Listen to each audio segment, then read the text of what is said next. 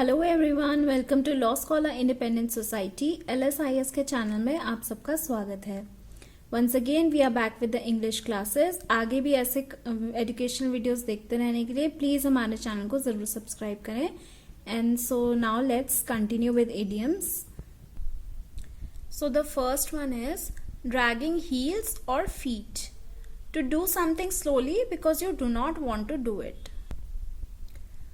जैसे कोई चीज़ है, आपका करने का मन नहीं है, ठीक है, लेकिन आपको वो काम तो कंप्लीट करना ही करना है, तो आप कैसे करते हैं, धीरे धीरे उसको मन मार के कंप्लीट करते हैं, तो that means you are dragging heels.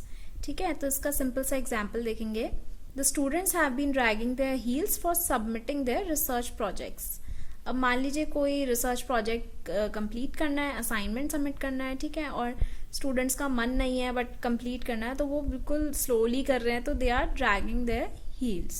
So now next, nip in the bud, to stop something in its early stage. अब मान लीजिए कोई चीज है, कोई बुरी चीज है, ठीक है, तो उसको आप बाद में जब वो बहुत बढ़ जाए तो रोकना बहुत मुश्किल हो जाता है, तो आप उसको जितना ही स्टार्टिंग में रोक दें उतना अच्छा है। तो स्टार्टिंग में रोकने को आप कहेंगे, उसके बिल्कुल शुरुआत में रोक दिया तो निप इन द बड। ठीक है, तो इसका सिंपल सा एग्जाम्पल देखेंगे। It's better to nip any bad habits in the bud. तो कोई भी बुरी आदत है उसको शुरू में ही निप इन द बड, उसको ऐसे शुरू में ही हम खत्म कर दें तो अच्छा रहेगा, क्योंकि आगे फिर वो बिहेवियर का पार्ट बन जाएगी, फिर उससे रोकना बहुत मुश्किल हो जाता है। ठीक है, तो एग्जाम्पल्स हम सिंपल से इसलिए लेते हुए चलते हैं सो दैट आपको ज्यादा अच्छे से इडियम समझ आ जाए, उनका यूज समझ आ जाए और आपको याद रह जाए। ठीक है, बाकी आप बना कुछ भी सकते हैं। So now next is sit on the fence, not making a decision. जैसे कि कोई आपको ऐसा, आप किसी को जानते हो जो बहुत ज़्यादा देर लगाता हो कोई चीज़ डिसाइड करने में, ठीक है, मन ही नहीं बना पाता अपना, कभी ये कभी वो, है ना। तो अगर आप इसको लिटरली ऐसे समझ लीजिए कि आप किसी फेंस पे बैठे हैं, दीवार पे बैठे, तो आपको राइट साइड भी दिख रही है, लेफ्ट साइड भी दिख रही है, लेकिन अब आप उतरें कहाँ से, कहाँ को जाएं, है ना, ये मन ही नहीं बना पा रहे, तो you are sitting on the fence. इसका एग्जाम्पल देखते हैं। Have you decided which offer are you going to accept or are you still sitting on the fence. अब मान लीजिए आप किसी को जानते हैं कि वो कोई चीज डिसाइड ही नहीं कर रहा है, उसको कोई ऑफर आया, जॉब ऑफर या समथिंग, तो वो क्या कर रहा है, अभी उसको पक्का ही नहीं हो रहा कि कौन सा करना है ना, तो आप उससे पूछ सकते हैं, you still sitting on the fence. ठीक है, so now next, steal someone's thunder, to take credit for someone else's work. अब आपने ये आमतौर पे देखा होगा, ऐसा होता है ना, स्पेशली टीम वर्क में, कि आप जो काम कर रहे हैं लेकिन क्रेडिट कोई और ही ले गया। ठीक है, तो ये वही है। अब इसका सिंपल सा एग्जांपल देखते हैं। It was all her idea and efforts which made the project flawless, but at the end one of her senior stole her thunder. तो इसमें हम कह रहे हैं, मान लीजिए कोई प्रोजेक्ट था और उसको किसी एक ने करा, ठीक है, उसकी सारी मेहनत थी, आइडिया भी उसका था, उसने ऐसा बना दिया, कोई कमी नहीं रह गई, बट एट द एंड जब पूछा गया तो क्रेडिट कोई उसका सीनियर ले गया। ठीक है, ऐसा होता है, बहुत बार होता है, तो वो स्टोल हर थंडर। ठीक है, stole someone's thunder. So now next, a hot potato, a controversial situation which people do not want to talk about but is frequently argued. अब मान लीजिए कोई ऐसी विवादित स्थिति हो, ठीक है, कोई ऐसी परिस्थिति बन गई देश में, दुनिया में, कहीं पे भी, तो उसके बारे में सबके अलग अलग मत हैं, विवाद रहता है, तो लोग उसके बारे में एकदम से बात नहीं करना चाहते हैं, लेकिन जब भी उसके बारे में बात होगी तो आर्ग्यूमेंट तो पक्का होगा। ठीक है, तो ये वैसा ही है, वो मैटर जो है वो हॉट पोटैटो हो जाएगा। तो इसका हम सिंपल सा एग्जाम्पल देखते हैं। The government's decision to curb benefits which were given to some sections of the society has become a hot potato nowadays. तो हम कह रहे हैं, मान लीजिए सरकार ने कोई ऐसा डिसीजन ले लिया, होता है ना, सरकार कभी कोई पॉलिसी निकाल देती है या कोई बंद कर देती है। अब कोई सेक्शन है सोसाइटी का, उनको कोई फायदा मिलता था, ठीक है, कोई बेनिफिट मिलता था, वो सरकार ने खत्म कर दिया या कम कर दिया, तो फिर क्या होगा, लोग उसके बारे में विवाद करेंगे, वो हॉट पोटैटो।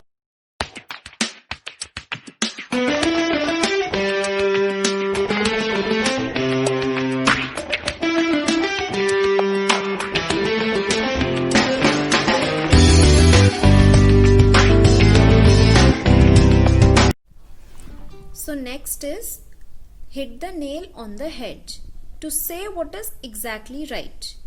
तो इसका मतलब जब आप बिल्कुल एकदम सही सही आंसर दे दें, ठीक है, कोई अप्रॉक्स में आंसर नहीं, ऑलमोस्ट नहीं, कुछ नहीं, एकदम प्रिसाइसली सही आंसर, ठीक है, एकदम सही, तो वो हो गया hit the nail on the head. इसका एग्जाम्पल देखते हैं।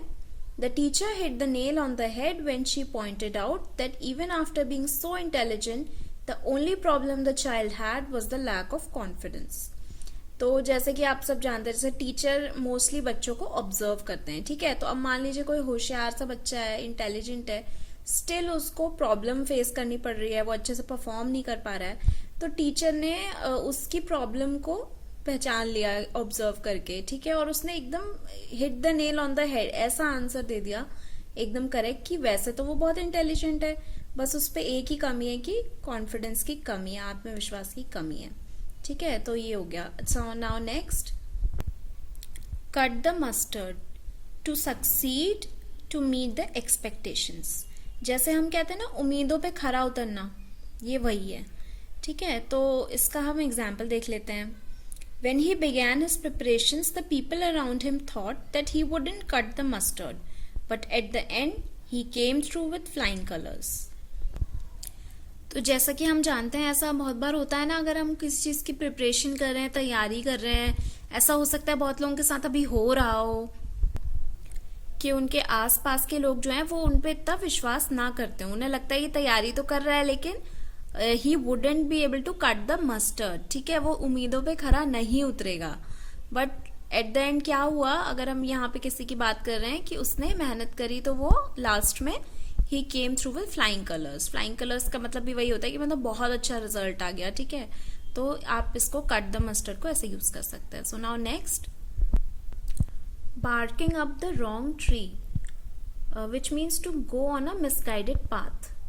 अब जैसे आपको ढूंढना कुछ है लेकिन आप कहीं और भटक गए, ठीक है, तो इसका मतलब है barking up the wrong tree. तो इसका एग्जाम्पल देख लेते हैं सिंपल सा। He thought that I was spreading rumors about him, but I went up to him and told him that he was barking up the wrong tree. अब मान लीजिए जैसे मैं ऐसे कहूँ कि मुझसे कोई नाराज हो गया बिकॉज उसको लगा कि मैं उसके बारे में अफवाह फैला रही हूँ, ठीक है, रूमर्स फैला रही हूँ, तो अब मैंने वो नहीं किया, तो मैं उसके पास गई और फिर मैंने उसको बोला you are barking up the wrong tree, तुम गलत रास्ते पे जा रहे हो और असली तो कोई और ही है जो ऐसा गलत काम कर रहा है, ठीक है। So now next, bite off more than you can chew, which means try to do more than one is able to do. जब आप जैसे अपनी क्षमता से, ठीक है, अपनी कैपेसिटी से ज्यादा करने लगते हैं, आप ट्राई कर रहे हैं करने का बट नहीं हो पाएगा ना, तो जैसे कि आप इसको सिंपल समझ लो, आपने इतना बड़ा निवाला मुंह में डाल लिया कि अब आप उसे चबा ही ना पाओ, ठीक है, इसका सिंपल सा मतलब है। तो आप इसका एग्जाम्पल देख लीजिए। By taking up 2 jobs she is clearly biting of more then she can chew. तो ये बहुत सिंपल सा है। अगर मान लीजिए हम किसी की बात कर रहे हैं, उसने 2 जॉब्स उठा लिए, ठीक है, एक जॉब करना इतना मुश्किल है, अब उसने 2 नौकरियां ज्वाइन कर लिया, तो अब उससे नहीं हो पाएगा, तो इसका मतलब है साफ साफ she is biting of more then she can chew. So, and now the last one for today is a red herring, something to distract you from what is actually important. अब इसका मतलब है कि जैसे कोई एक मुख्य मुद्दा है, ठीक है, आपका उससे ध्यान भटकाना है, तो हम कुछ और मुद्दा छेड़ दें, वही होता है रेड हेरिंग, ठीक है। तो ऐसा आप सिंपल सा एग्जाम्पल देखिए इसका। The suspect introduce a red herring into the story and tried to escape any further investigations.